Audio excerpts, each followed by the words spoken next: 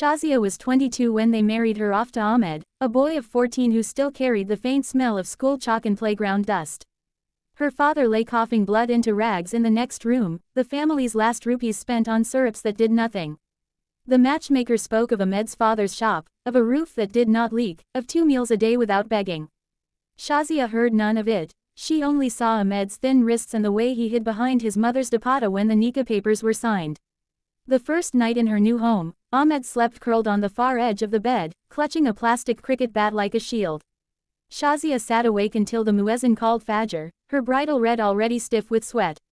In the morning Ahmed asked for his school tiffin, calling her Bobby by mistake. The servants laughed. She swallowed the sound and packed paratha with yesterday's pickle. Days slid into weeks. Ahmed left for school at 7, returned at 3, demanded cold roux afza, then ran to the street to play gully cricket. Shazia swept, cooked, washed uniforms crusted with mud. When Ahmed's mother scolded her for slow chapatis, Shazia nodded, eyes on the floor. At night she stitched sequins onto neighbors' dupattas under a single bulb, fingers pricked raw, coins clinking into an old biscuit tin hidden beneath the flour drum. Ahmed grew louder to prove he was the man of the house. He ordered her to iron his shirts while he watched cartoons, snapped if dinner was late, once threw a plate because the dal was salty. Then, in the same breath, he crawled into his mother's lap and cried that he missed his friends. Shazia listened from the kitchen, wiping her face with the edge of her sleeve so no one saw the wet. Years passed in small, sharp scenes. Ahmed shot up, voice cracking, mustache a faint shadow. He failed his matric exams twice, blamed the teachers, blamed Shazia for not helping enough.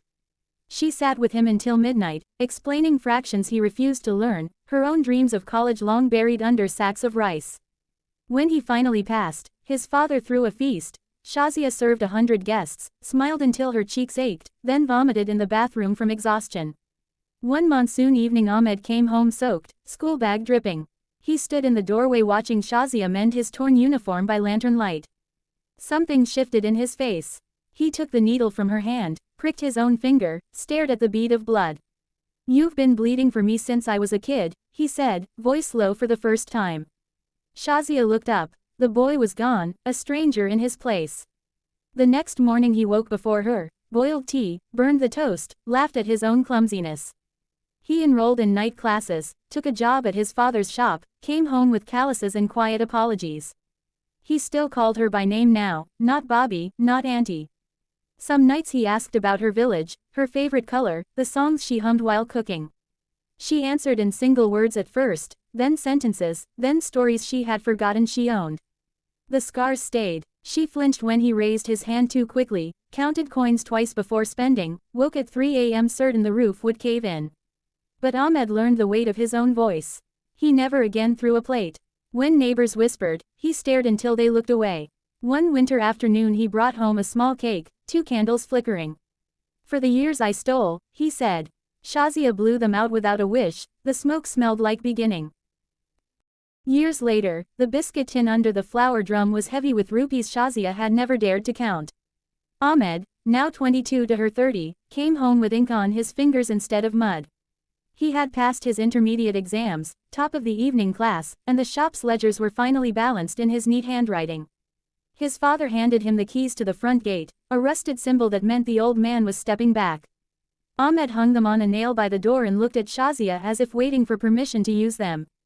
She was folding laundry in the courtyard, the same red dupatta from her wedding now faded to rust. Ahmed crouched beside her, took a shirt from the pile, and folded it the way she had taught him when he was 14. His hands were steady, the knuckles scarred from shelf edges and crate corners. "I've saved enough," he said. "We can move to the flat above the tailor's shop. 2 rooms, a real kitchen, no one to answer to." Shazia kept folding. The cloth smelled of sunlight and cheap soap. She had imagined this moment in the dark, then pushed it away like a bad dream. "And your mother?" she asked. "She'll stay here with Baba. The house is paid for." He hesitated. "I spoke to her last night. She cried, then said it was time." Shazia's fingers stilled on a sleeve. Time. The word tasted foreign, like fruit kept too long. They moved on a Tuesday when the sky was the color of old steel. Ahmed carried the tin bed on his head. Shazia followed with a suitcase and the biscuit tin tied with string. The tailor, a thin man with kind eyes, handed over the keys and refused the first month's rent.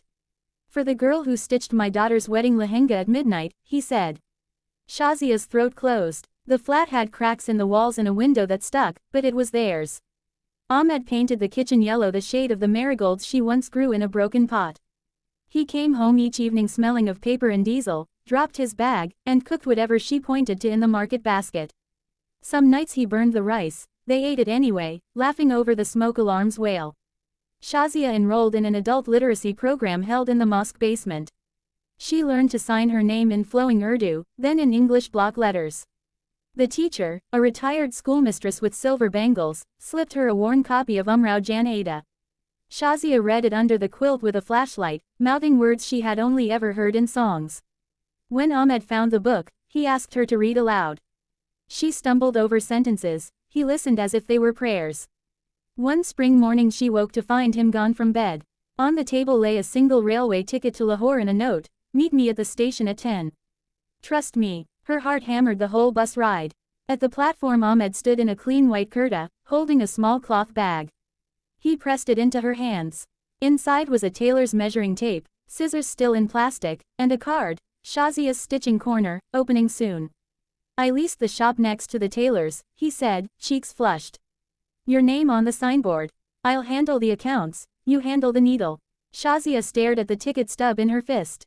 Lahore had been her childhood dream, a city of colleges she was never allowed to enter. She had buried it with her father's body. Now it lay in her palm, warm from Ahmed's pocket. The shop opened on Eid. Neighbors brought sweets, children pressed noses to the glass. Shazia measured a bride's waist while Ahmed hung fairy lights that flickered like nervous stars. That night they counted the day's earnings, enough for a month's rent and a new sewing machine.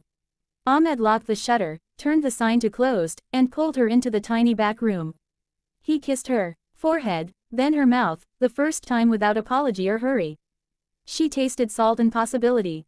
Years did not erase the past, they only built rooms around it. Shazia still woke some nights certain the ceiling would fall. Ahmed still flinched when his mother called to complain. But the mornings belonged to them now. She stitched dreams into hymns, he balanced numbers that finally added up. On quiet evenings they walked to the canal, shared a kulfi, and spoke of a daughter they might have, one who would choose her own books, her own husband, her own sky. One winter, Ahmed brought home a frame. Inside was Shazia's first embroidered piece from the shop, a tiny yellow bird on black silk. Beneath it, in his careful handwriting, "For the girl who taught me how to grow up." She hung it above their bed, where the cracks in the wall had been filled with new plaster and new time. The yellow bird on black silk caught the morning light the day Shazia turned 35. Ahmed, 27 now, had grown into the width of his shoulders and the quiet certainty of a man who no longer needed to shout. Their shop had a second signboard, "Shazia and Ahmed, stitching and accounts," and a glass counter where brides left deposits in crisp envelopes. The flat above the tailor's had become home, a string of chili peppers over the door, a shelf of books Shazia read aloud on Fridays, a small fridge that hummed like a faithful dog. One monsoon evening, the power failed just as Shazia finished a wedding lehenga. Candle flames danced over gold zari, the bride-to-be waited nervously on a plastic chair. Ahmed stepped outside to crank the generator, but the rain had soaked the fuel line. Shazia looked at the girl, 19, eyes bright with dreams, and felt the old ache. She lit 2 more candles, sat the bride on the fitting stool, and began pinning the hem by hand. "Light or no light," she said, "this dress will reach your ankles before your barat arrives." The girl laughed, tension easing. Word spread. By morning, 3 more orders waited on the counter. Ahmed watched from the doorway, arms folded. Later, when the bride had gone, he said, "You didn't hesitate." Shazia wiped zari dust from her fingers. "I learned from the nights I stitched by lantern for you." He smiled, the kind that started in his eyes and ended in the tilt of his head. "Then teach others." The idea grew slowly, the way moss claims brick. Shazia began taking apprentices, girls pulled from school to cook, to marry, to disappear. She taught them straight stitches first, then running stitches, then the courage to hold a measuring tape like a weapon. Ahmed built a long table from scrap wood, installed a second-hand machine, hung a chalkboard where he wrote numbers in Urdu and English. They named it Umeed Corner, a room behind the shop with a curtain for privacy and a kettle always on the boil. The first graduate was Aisha, 15, rescued from a nikah scheduled for the following Friday. She arrived clutching a torn school bag, eyes swollen. Shazia gave her tea, a needle, and the rule, no tears on the fabric. Within a month Aisha could cut a kameez pattern blindfolded. On her 16th birthday she stitched her own uniform, navy blue, collar sharp enough to sliced out. Ahmed enrolled her in night school. Shazia paid the fees from the biscuit tin, now a steel safe bolted to the floor. Years folded like pleats. The shop expanded into the tailor's old storeroom. Brides came from 2 towns over, apprentices left with certificates and starting kits. Ahmed's ledgers filled 3 drawers. Shazia's hair showed silver at the temples, but her hands stayed quick. On slow afternoons she embroidered tiny yellow birds on every apprentice's first finished piece, a signature, a promise. One winter, a letter arrived on thick cream paper. The return address read National Women's Vocational Institute. Inside, an invitation to train instructors in Lahore. Shazia read it twice, then set it beside Ahmed's plate at dinner. He looked up, rice halfway to his mouth. "You'll need a new suitcase," he said. She laughed until tears came. They closed the shop for 10 days. Ahmed managed alone, apprentices ran the machines like old friends. In Lahore, Shazia stood before 40 women in a hall that smelled of chalk and ambition. She spoke of candlelight lehengas, of boys who grew into men, of biscuit tins that became legacies. When she finished, the room was silent, then erupted. A woman in the back row, gray-haired, hands calloused, stood and saluted with a measuring tape. Back home, the flat felt smaller, the shop louder with new voices. Ahmed had painted the Umeed corner walls sunshine yellow. Aisha, now 20, managed the apprentices with the same calm Shazia once used on a 14-year-old groom. One night Ahmed found Shazia on the balcony, staring at the canal's black water. "Regretting Lahore?" he asked. She shook her head, remembering the girl who arrived here with nothing but a red dupatta. He slipped his arms around her waist. "That girl built this." The following spring, Shazia received a parcel. Inside, a framed certificate, master trainer, distinguished service, and a photograph of the Lahore class holding a banner stitched with yellow birds. On the back, in Aisha's round handwriting, "For the woman who taught us to fly."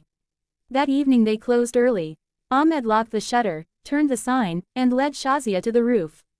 He had strung fairy lights between the water tank and the neem tree. A single table waited, covered in the same black silk from years ago. On it, the old plastic cricket bat, polished clean, and beside it a tiny embroidered square, a yellow bird carrying a measuring tape in its beak. Ahmed raised a glass of Rue Afza. To the girl who waited, and the boy who learned. Shazia clinked her glass against his. The lights flickered, the bird on the silk seemed to beat its wings. Below them, the shop hummed with machines and young voices, stitching tomorrow into every seam. The yellow bird with the measuring tape in its beak hung above their bed the night Shazia turned 40. Ahmed, 32, had begun to gray at the temples. The shop's ledgers now lived on a second-hand laptop that whirred like an old fan. Umeed corner had spilled into the lane. A second floor with skylights, a tiny office where Aisha handled exports, a courtyard where apprentices drank chai under a mango tree Ahmed planted the year Shazia came home from Lahore. One August afternoon, the sky cracked open. Rain hammered the tin roof, the canal overflowed and licked the shop's doorstep. Power failed for 3 days. Brides panicked, fabric floated in brown water. Shazia waded knee-deep, salvaging bolts of silk, shouting orders in the dark. Ahmed carried the machines to the roof one by one, muscles shaking. Aisha rallied the girls. They formed a chain, passing scissors, thread, hope. By dawn the lane stank of mud, but every order was safe on the upper floor, draped like sleeping ghosts. When the water receded, the walls were scarred waist-high. Insurance men came, shook heads, left. Ahmed stared at the damage and said nothing for 2 days. On the third, he climbed the